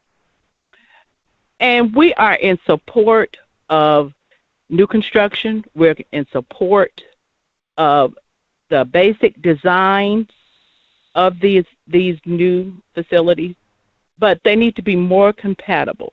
And that's why we are approving based on the recommendation of the staff report. And we want the changes to be in line with the staff report. Thank you. Thank you, Ms. Williams. Okay. Is there anyone else, Mr. Secretary? Yes, Madam Chair, we have Mr. Leo Winfrey. All right, Mr. Winfrey? Yes. My to this structure is the same as I had with the previous structure that Wait, sir. Okay. Give us your name and address. I have to swear you in again. I'm sorry. Leo Winfrey. I reside at 1634 Nelson Avenue. All right. Mr. Winfrey, do you solemnly swear to tell the truth, the whole truth, and nothing but the truth, so help you God? I do. All right. You may proceed. All right. My opposition to this construction is the same I had with the other construction that we previously spoke about. And without going through the same thing I went through before, I think it's obvious to the people that live here that the properties that they selected for their inspiration were actually those properties that inspired us to seek our historic designation to prevent those types of infill structures being constructed in our community. And I think it's obvious that what they're doing is, although they're expressing themselves artistically, it does not reflect what we envision for our community. The vertical siding are incompatible to the other residents in the area. the height of the structure, and the picture window is definitely not one of the architectural things that we would like to see, and it's not evident in the community. If you look at the in your research, if you look at the dates that those structures that they drew their inspiration from, you will see that those structures were a lot of them were in the 70s, 60s, and more contemporary in nature. I really feel that having a break from the eave across the front to separate the upper part of the structure from the lower structure would go a long ways to bringing that structure in line with the other houses in the community.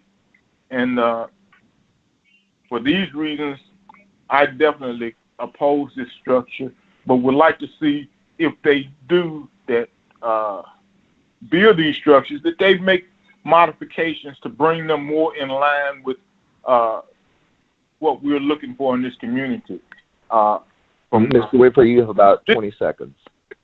And looking and hearing the presentation that the Landmarks Commission is giving us as far as how they are handling this, I really don't see how the community gained by spending time gaining the historic designation. And I yield. All right. Thank you, sir. All right. Can I get a motion from the commissioners for discussion? Madam Chair, if the applicant wishes to, they do have a 3-minute rebuttal period. I don't know if they would like that or not. My apologies. Just a couple of things that I wanted to note based on the opposition and again, our inspiration here. And I can appreciate and understand their perspectives. And, our goal here isn't trying to do something that, folks don't like. That's definitely not the case. We're really trying to honor these guidelines, and they specifically reference this style, which started in the 1930s, which is the predominant era of significance for this neighborhood as a style of importance, as well as several other styles, including Craftsman and Queen Anne and so on. And again, it was really just in reference to this particular area of the neighborhood where we found a significant amount of these structures. And we found them significant to the history of the neighborhood, and that's where we drew from that inspiration. And it wasn't anything, intentional for people to respond to these structures in a negative way, for sure.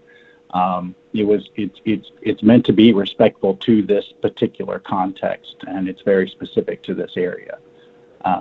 So I just wanted to reiterate that. And while some of these structures, sure, they're old today, these are 1930s and 40s, and this is 2020. They don't look as good as they used to, but that's true for a lot of houses that are that old. But that doesn't mean that they weren't significant for their architectural character and for what they were doing in their time. And we're trying to honor that here today. And we think that's important for these historic neighborhoods. So thank you. Okay, thank you, sir. Okay, commissioners, can I get a no?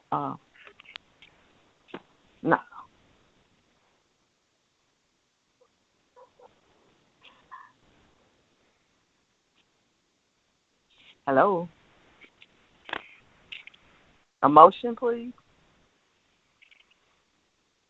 Sure. Commissioner Warren, I move that we, for the purposes of discussion, I move that we approve case, gosh, I've lost it. Here we go.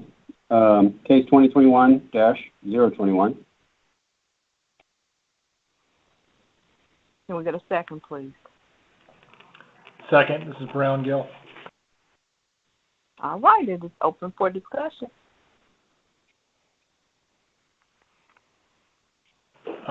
This is Brown Gill. I'm not going to say anything other than so I don't repeat what I said about the first case. But I'm in support of this application.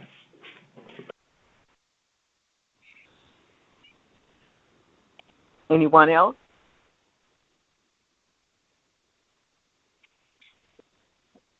This is Commissioner Payne. Sorry. No, go ahead. I'm in support of this application with the staff recommendations, but I feel that we do need to keep the recommendations to fix the openings on the front. I guess it's not spelled out, but my understanding was that that large picture window would be centered based on the context of everything. I guess that's not spelled out in the condition, but I would move to approve with all the conditions, including the window in the front facade centered.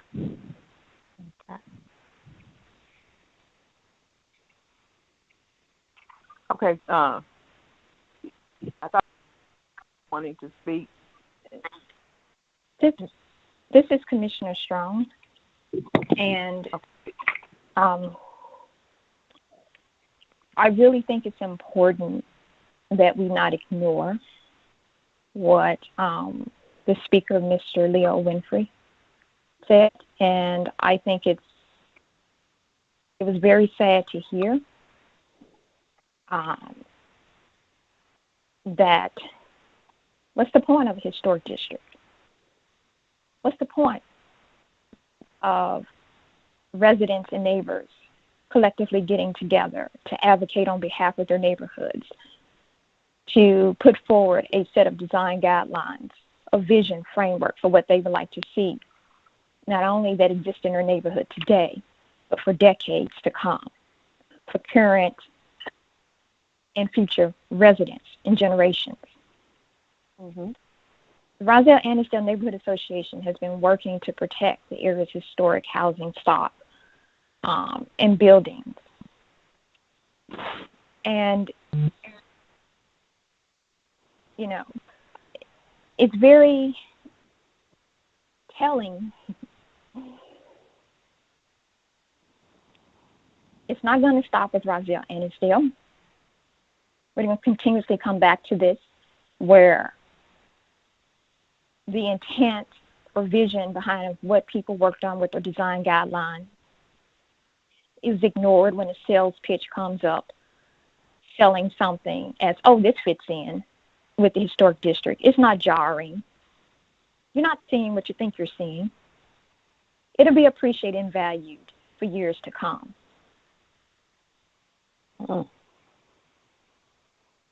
Notice the applicant made reference to Dollar General, but not Family Dollar. Because normally when a Family Dollar was built here in the Memphis area or surrounding areas, excluding Germantown or Collierville, where they have stricter zoning and requirements for building. You could put up these steel or aluminum structures in any, not any neighborhood, but they purposely sought out locations where they got the least resistance from people, or where they thought they could get away with something.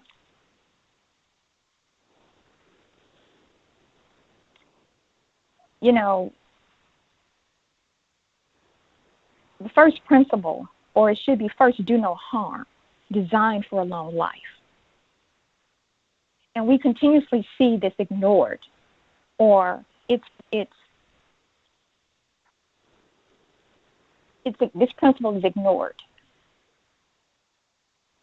Whether you look at 2112 Jefferson, 2115 Jefferson, 1438 Tutwiler, 1247 Snowden, are now these two locations on Nelson.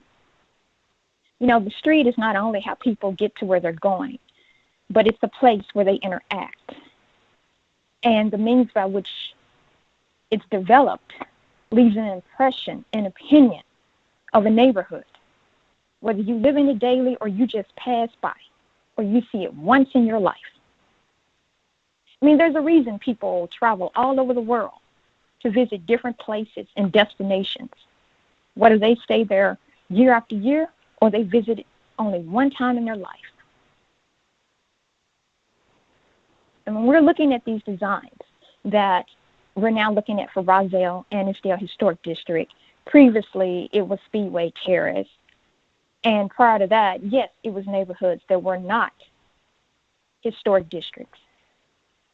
But the design strategies follow the form of neighboring homes, consider the neighborhood's proportions, find a common theme throughout, make a connection to adjacent neighbors, was totally disregarded, ignored, and purposely subverted.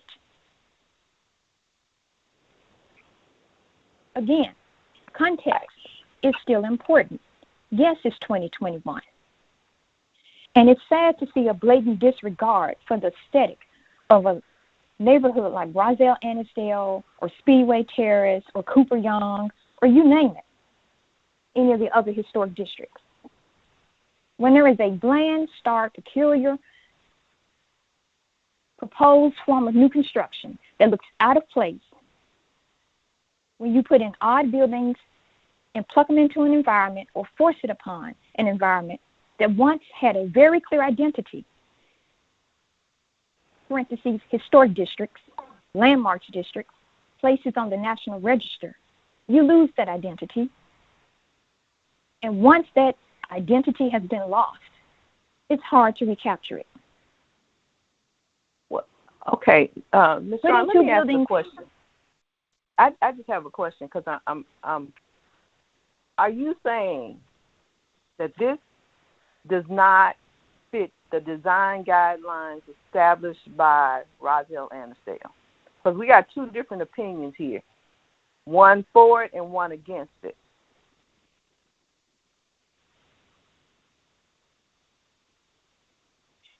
Is that what you're saying? I'm saying, yes. I'm sorry. It does not fit. It is not in the guidelines that they wrote.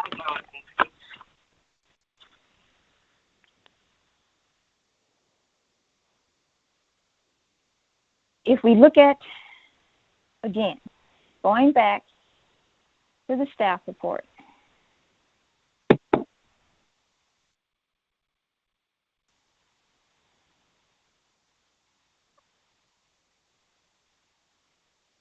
where there are the no's, where there are the maybes. And the maybes are polite in saying, yeah, we're trying to squeeze it in. Okay, hold on. All right. Let's staff, can you answer this? Because it seems like some of this is based on opinions or how it's meant, how it's read. And I don't want anybody to think that this body just arbitrarily just leaves anyone out, because that's not our purpose in my mind.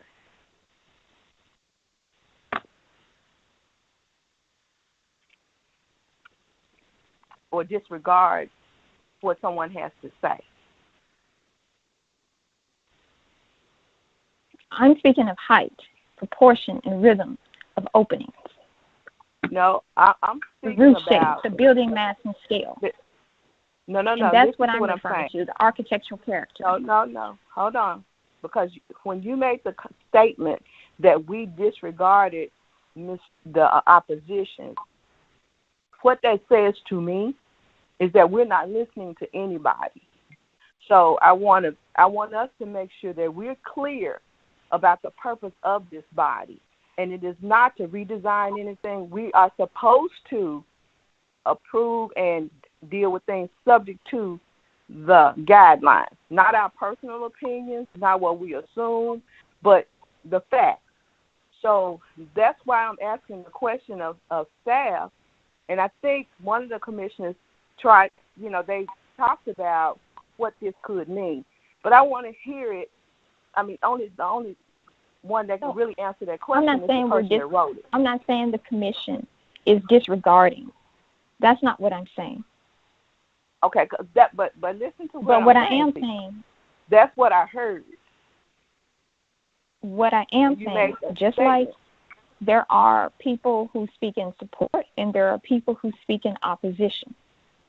And just like there are those on the body who advocate for voting yes, there are also those on the body who advocate for rejecting the application.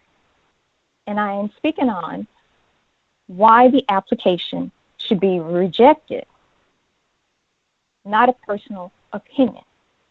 As I stated with the previous case, there is a place for this type of design or for this particular application.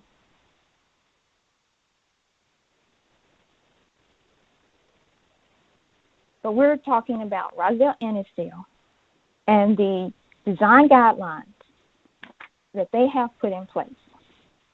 And I'm referencing the sections of the staff report where it was either a no or maybe under specific headings or things.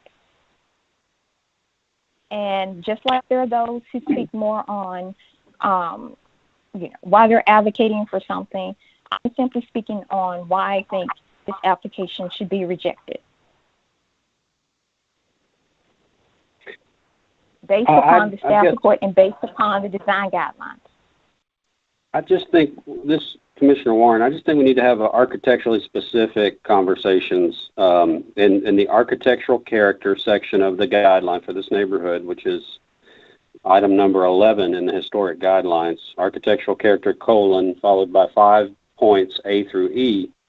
It says new buildings should use architectural features common to traditional buildings in the neighborhood, and contemporary interpretations of historic styles are strongly encouraged. I would say that box is checked. Item B, decks should not be seen from the street. Checked. Maintain traditional character of the front yard. This house has a nice front yard. Check. D, minimize the amount of hard surface paving for patios, terraces, and drives in the front yard. And item E, enclosing a front lawn such that it is not visible from the street is discouraged. So in other words, don't fence your yard. I understand these modern designs are objectionable, but these designs, and it is our job to make sure that they follow the overarching criteria of setbacks, massing, scale, and good design and common sense. And that common sense is debatable to everybody, but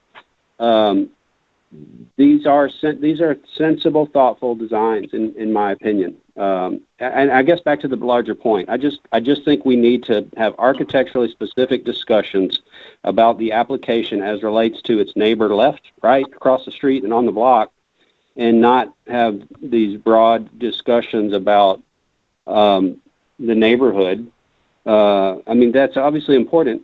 But I'm struck by the fact that 2/3 of these opposition letters are from people outside the neighborhood. It's just I don't know. I find it off-putting the contempt that modern design is given.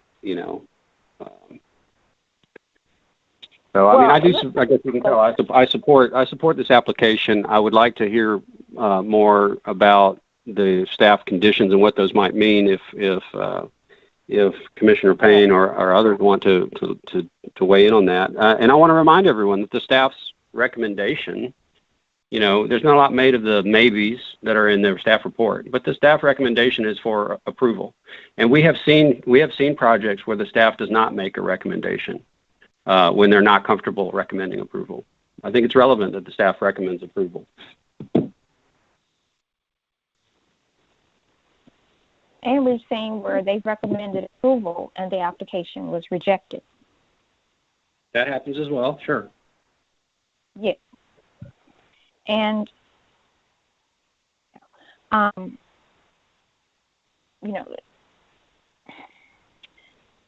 think it's important, I think there are about, you all are architects and you speak from the expertise or, from that. But I think it's also important as well for those who aren't architects to be able to voice and speak on whether it's context with the neighborhood or the neighborhood in general. And, with keeping neighborhood concerns in mind. And, hearing what the speaker, Mr. Winfrey, said, I think it's important to speak on, particularly for a long-time resident like that, on their behalf, again, why they have the perspective they have, which is the opposite of what was recommended in the staff report. I mean, we've had previous meetings where the opposition influenced the vote of the commission.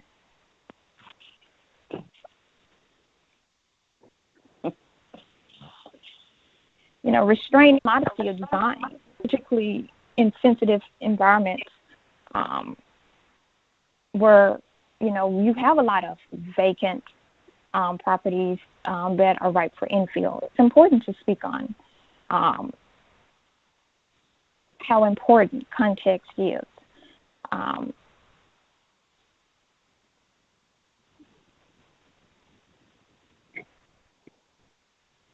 Well, some of Mr. Winfrey's, I believe his name was Winfrey, some of his comments were quite specific and valid, There is not a precedent for a vertical board and batten siding.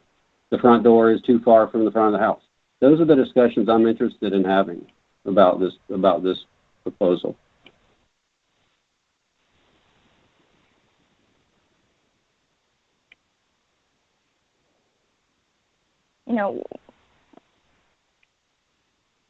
It's important, that things remain harmonious in terms of the built environment.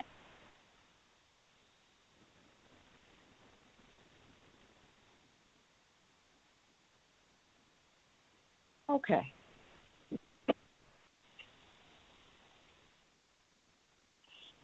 All right. Is that the end of the discussion, or are we going to talk about anything else, any further?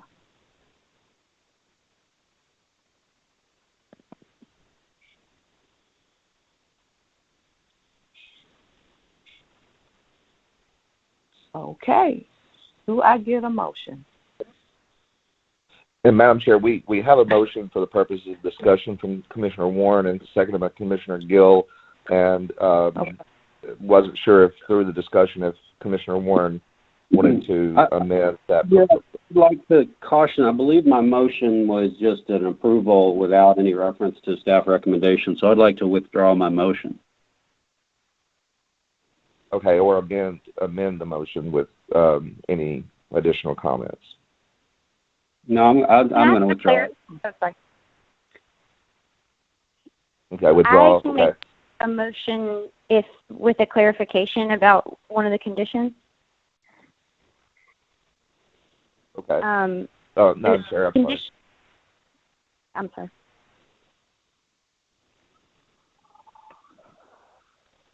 This is Commissioner Payne. Can I make...